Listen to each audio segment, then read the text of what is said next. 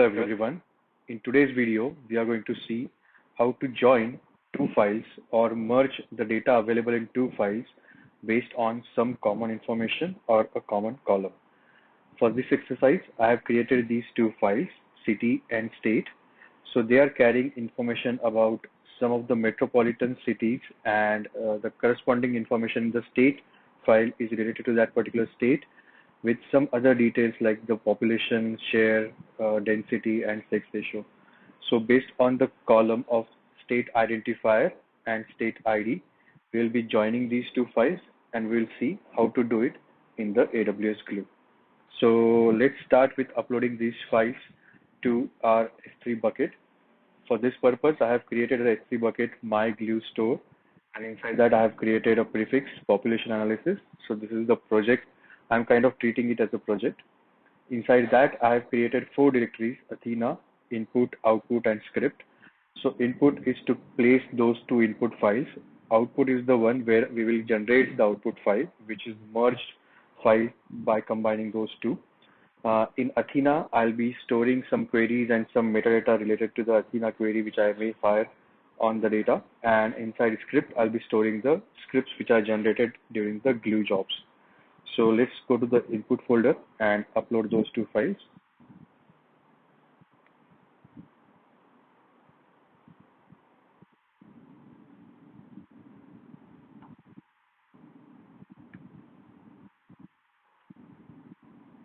So I'm just choosing OneZone IA to minimize the cost, as these are not important files. And now we have the files imported. So in the next session, we will go to the AWS Glue. We will create the crawler. We will create the database and tables, which we will further use in AWS Glue Studio to create the mapping to merge these two files. Okay, so I'm now on the AWS Glue console. Currently, and on the left-hand side, we have multiple options or properties like database, tables, crawlers, and currently everything is empty because this is the first time I'm using this. So let's start by adding a database. So we'll provide a name as population analysis and create the database. Then go to the crawlers, create one so that it can crawl our S3 bucket and provide the metadata tables or populate those tables in our database. So add a crawler.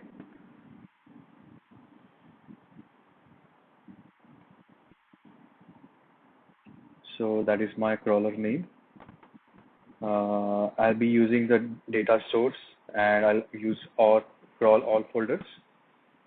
I'll be using S3 because that's where I have placed my files. I'll provide the file, the path. So inside my glue, meta glue store, I'm giving the input.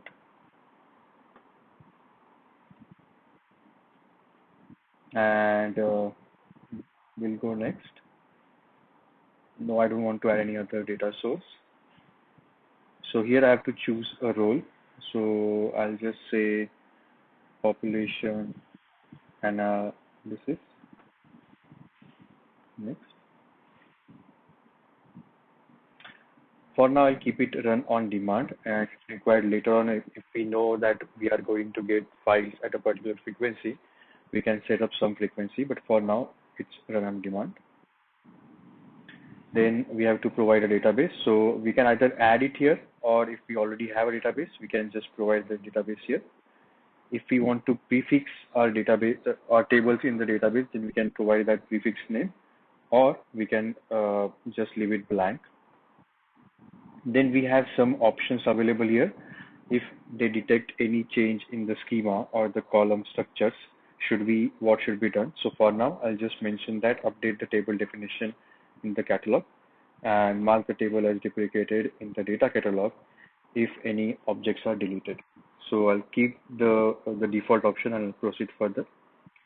So this is what we have done so far. We'll just review it quickly and say finish. So now the crawler is created, and now we will run it. So it is starting. It may take some time, so I'll pause the video And once it is done, we'll see what it has crawled and what tables are created. Okay, so we are on the Glue console and we can see that the crawler execution has been completed and it is ready. So let's see what we have in the logs, and let's also open the databases to see what we have there. If you can see here, it says that it took around 50 seconds to complete the last run because this is the only run. The same time is available in the median runtime. It says that table added two because we had two files, one for city and one for states, and no tables are updated because this is the first time we have created the database. There is nothing updated. Let's say if in future, if we have something new column added or column removed from the file, it may show here that tables are updated. So let's see what we have in the CloudWatch. So as we can see, this is the log entry created, and it says that city underscore text database table is created, and other table is state underscore text is created based on the file. If we go to the database, we have this database. Let's see what tables are added, and we can see the two tables, city underscore text and state underscore text, based on our file name. It provides the details from where it has taken the data. So let's click on the one of the tables. It provides the location which it points to and some other details related to file property. If we go down, it based on the data it has scanned or crawled, it has created this schema where we have the column name and the corresponding data types. It may happen that it has not, sometimes it does not update the data type properly. So we have a function to edit the schema. So we can just click on the edit schema, and for a particular field, if we think it is should not be big int, but it should be integer or any other decimal or any other data type, we can just click it here and then make update. For now, I'll not change anything because this is correct. So I'll keep it as is, but that's how you can do it. So two tables are created and we are ready to go to our next step, where we'll go to AWS Glue Studio and we'll start creating the mapping to merge these two files into an output file. So let's go to that next property of Glue. Okay, so I am on the AWS Glue Studio console page. If we scroll down, here we have different functions available. So let's go to the view job. Currently, I don't have anything, so it is showing empty. So we'll create our first Glue job. We have a source as AWS Glue Catalog, and we'll be putting or outputting the data into Amazon S3. So with this source and target selected, let's click on create. So it provides us the basic mapping that we have a source, we have a transformation, and we have a target. But this is not what we want, so we will modify it a little bit. So let's start with the modification. So I'll just give it a name as city file. It is taking data from Glue Catalog. And here I'll choose the database as my population analysis and the table as city. Now I want to add one more source. So I'll click on source, same AWS catalog. For this, I will give name as state.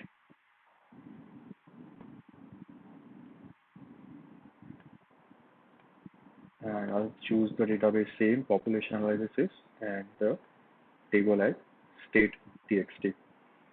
Okay, so now we have created the two sources. The next one is we want a joiner which can join the data coming from city and state. So let's go to transform. Here we have multiple options or transformations available.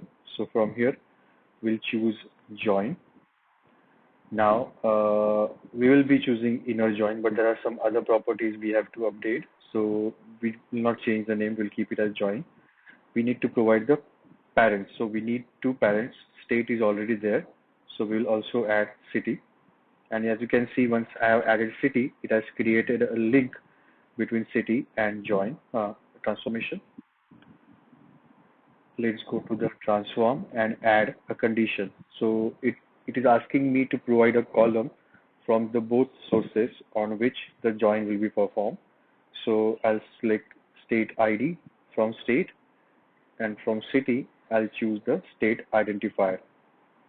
If we have multiple conditions, we can add other conditions and provide the matching column names. If you go to the output schema, it will provide me the columns it is going to provide in the output. And as you can see, we have the state ID as well as state identifier. So because it is the common column available in both, it is providing me those details. So we can, in the next transformation, we can remove one of the columns because that is the duplicate information we have, and we can keep only one information available. So let's go to the next transformation and select as drop field. Sorry. So now we are getting the data from join transformation and we are passing it to the drop field. So here we can choose to rename it or we can keep it as is. The parent is join, and inside transformation we can remove the state identifier because that has already been captured in the state ID.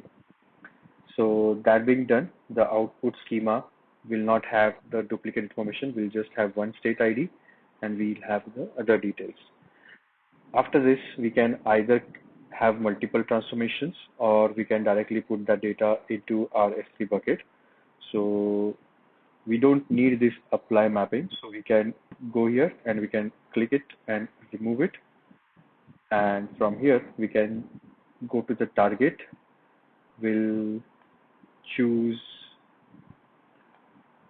the parent as drop fields. So it has come down, and in the data, in the properties, we can have what kind of file format you need. So we will select JSON. We have JSON by default, but we'll select CSV. If we need any kind of transformation, if we need any kind of compression, we can provide it. But for now, we'll keep it none. And then we have to provide the target file location.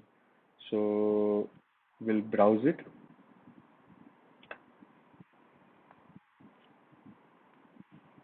And we'll select the output. Okay, so now these things are done. So we have the two files. We are creating a join. We are dropping the common field, and then we are outputting it to the S3 bucket. We have the other job details available here, like we have to provide the name. So we'll say population analysis. If we need to provide any description, we can provide it here, but for now we'll keep it blank. We have to provide the IAM role. So we'll say population analysis. We have to select the glue version, the Python language, the Python version, and language is Python. We need to provide the number of workers. So we don't need 10 workers, 2 is sufficient. I don't need number of retries 3, 1 is sufficient. And then we have some advanced properties available here, but for now we'll keep those unchanged. So one more thing before we can go and run the script, we have created a role which was created just for the sake of our crawlers, but now we are using the same role, so we have to provide the extra permissions to it. And for that, we'll have to go to IAM console and provide access to the S3 bucket, because it will be accessing that bucket to create the file. So we have to provide that permission to it. If we go to script, it has, based on what information we have provided, it has created the script and it is available. So for now, we have done all the things. So let's save it.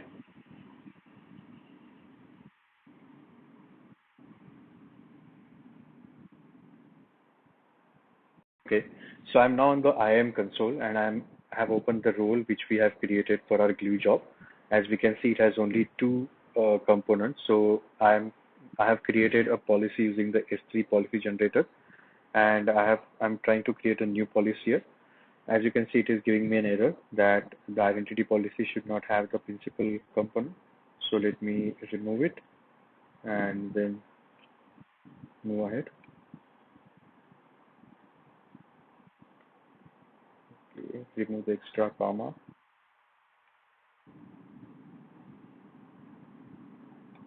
So I'll just give it a name as S3 glue policy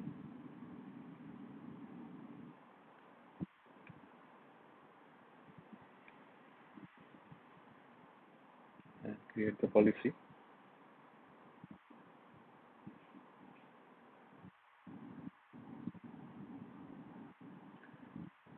Now that policy is created, we'll go back to our role and we'll attach that policy here.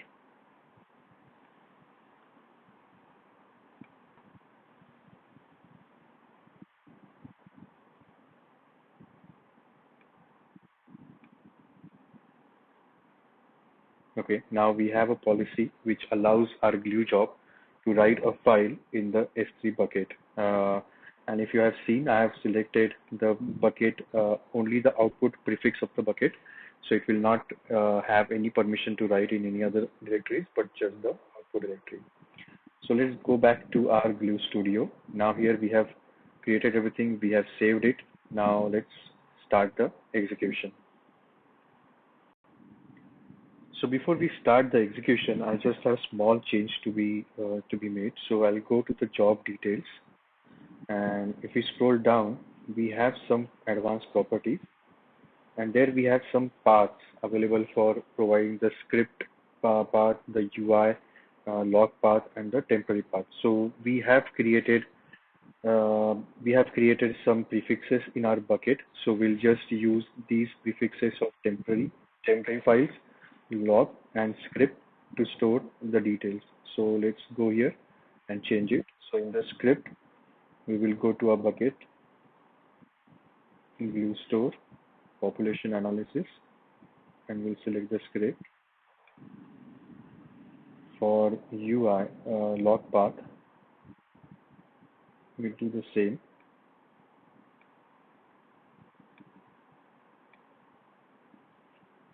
And now for the temp files.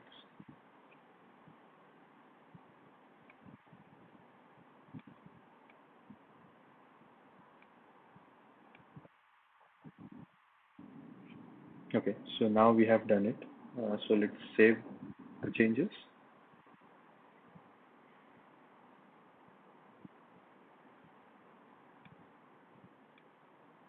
And now we can start the execution.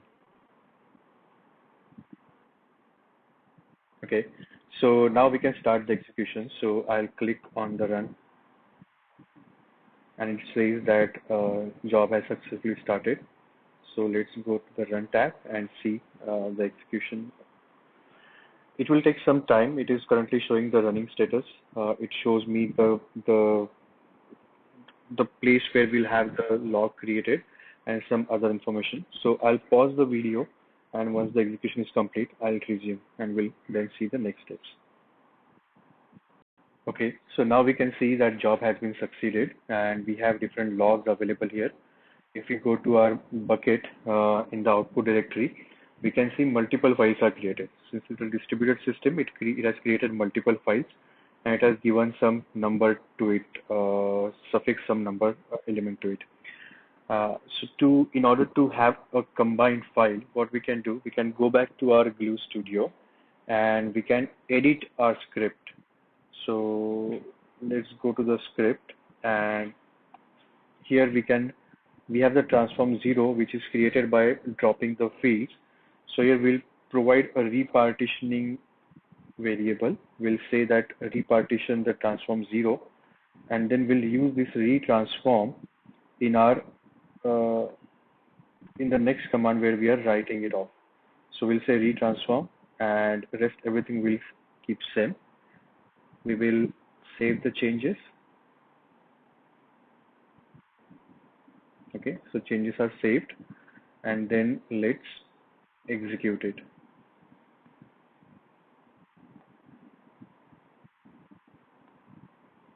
So it is currently running. So let me pause the video and come back once the execution is complete. Okay, so the job has been succeeded now, as we can see. Let's go to our bucket and see if we have a new file created. Let me refresh it. Okay. So as we can see here, we have a new file created, which is 657 bytes. It is a combination of all. I forgot to delete the previous file to avoid the confusion. But you can see from the timestamp, the previous files were created at 12:11, and this one is created at 12:19. So let's download this file.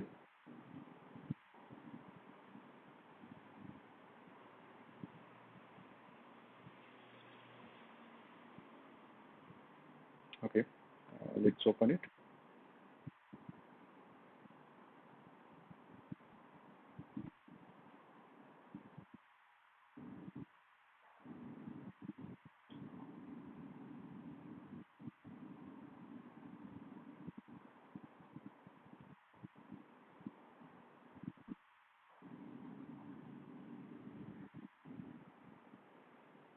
Okay, so here we can see the file has been created, which is merged, and we can see that we have the state code available here, which was not there in the previous files. Now, since that we have merged it, we have the state code coming from one file and the rest of the information from the second file. So that's how we can use AWS Glue to merge data coming from two files. So we can do one more thing. We have created a crawler to crawl our files, the input files. We can also have one crawler created for crawling the output file and then create a database from that. So let's add one crawler for that purpose. We'll call it as population output crawler.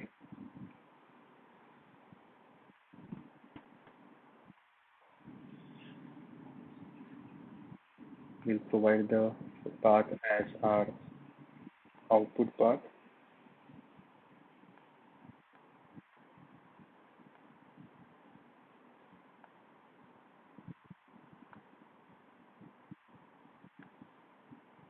Or we'll just create a new role.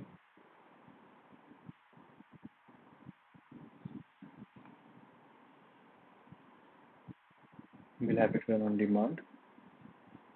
We'll add a new database. We'll call it population analysis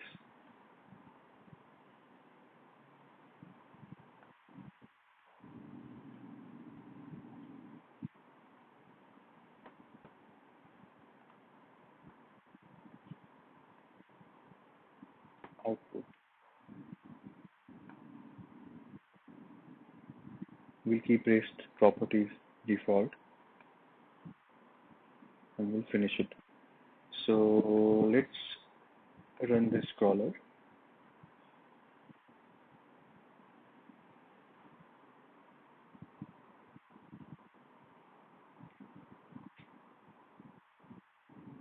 Let me pause the video, and once it completes the execution, we'll resume it back. So our crawler, the output population crawler has been finished, and it has crawled one table because we have just one output file which is created after merging two files. So it is complete. Let's go to the databases and see if we have any additional database created. So yes, we have this population analysis output database, and if you want to see the tables, we have a table called output table created. So now we can query this table from the Athena, or we can download the file as we have already done. So let's go to the Athena. We have to select the database, which is our population analysis output database. It has one table output, and all the fields for that table are created available here. If you want to query it, we'll just review the table, and we can see that the data is available. So here we can see the state code which we have taken from the other file and merged two files is available here, and the rest of the data is also you can see it. If you see here, the Kanpur has some discrepancy because the two fields seems to be merged. So if we go back to our file, we can see that we forgot to have a comma between Kanpur, the first field, and the second field, and that is the reason it has considered as a single field, and it has given that. Same thing can be seen here. All the fields are shifted, and that's the issue we have with the data. But from the execution perspective, everything has been successfully executed, and we were able to merge the two files. So if you like this video, please click the like and let me know if you want to see anything else. Thank you for watching the video and have a good day.